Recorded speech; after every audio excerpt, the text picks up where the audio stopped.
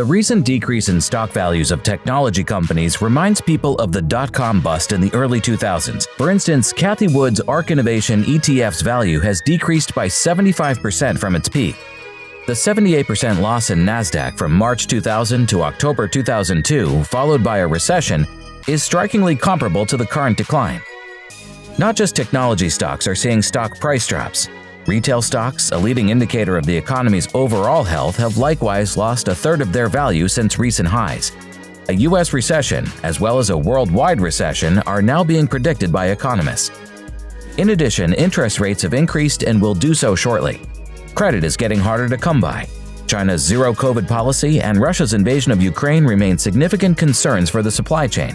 So far, the outlook for a COVID recovery economy in 2022 looks gloomier than anyone had anticipated. Despite pessimistic worries about rising inflation pressures as the global economy works to recover from the COVID-19 pandemic, renowned stock picker Cathie Wood believes she's still positive on the equity market over the long term. In a video interview, Wood asserted that we're in a lengthy bull market that will continue if we don't collapse into a recession. According to Wood, equities investors are saying no to worries that a new corporate tax system will reverse bullish momentum as they climb a huge hill of fear. She added that it seems like the stock market is telling that there aren't many people expecting inflation to continue. According to Wood, current economic alarm bells include low consumer confidence, excessive inventories, and movements in the fixed income market, which sees deflation as a greater concern than inflation.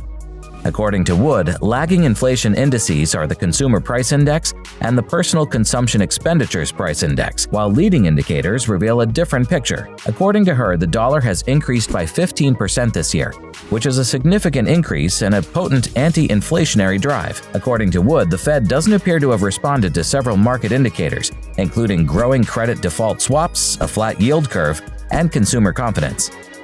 Many signs are basically sending the message to the Fed. Watch out, you're on the risky ground here, she added. According to Wood, recent declines in consumer confidence, as measured by the University of Michigan, coupled with inflation, indicate that the velocity of money will begin to decelerate. Consumers are reluctant to spend when their confidence is low. Large consumer installment debt increases may indicate that small firms are reducing their available credit, which always occurs at the beginning of a crisis and lowers consumer savings rates.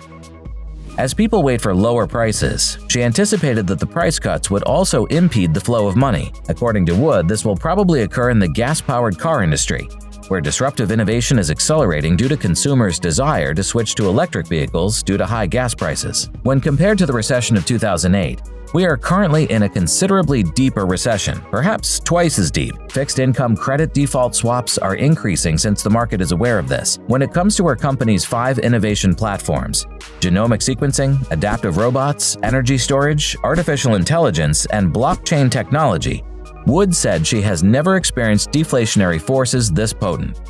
The CEO of ARK Invest also mentioned that this year had seen a more than twofold increase in 5-year credit default swaps, which are essentially insurance plans against defaults and bankruptcies. This is a sign that risks are increasing, the CEO said. A flat yield curve, as indicated by the ratio of the yield on a 10-year Treasury bond to that on a 2-year Treasury, may be a hint of trouble, according to Wood. In the last 30 years, the Federal Reserve and fiscal authorities have saturated the markets with stimulus. Still, the most recent stimulus package resulted in a yield curve increase of only 150 basis points. While the question of whether a recession is approaching has recently received a lot of attention, Wood called it a distinction without a difference.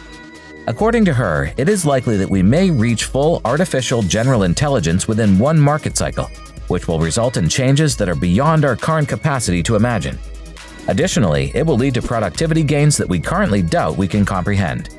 As the supply scarcity shortly eases, the bubble in the auto sector is going to burst. What are your thoughts on the cost of vehicles? Will the bubble burst or not? Will this be included in the future, more severe recession? Let us know in the comment section below. Don't forget to drop a like and subscribe to our channel if you like this video.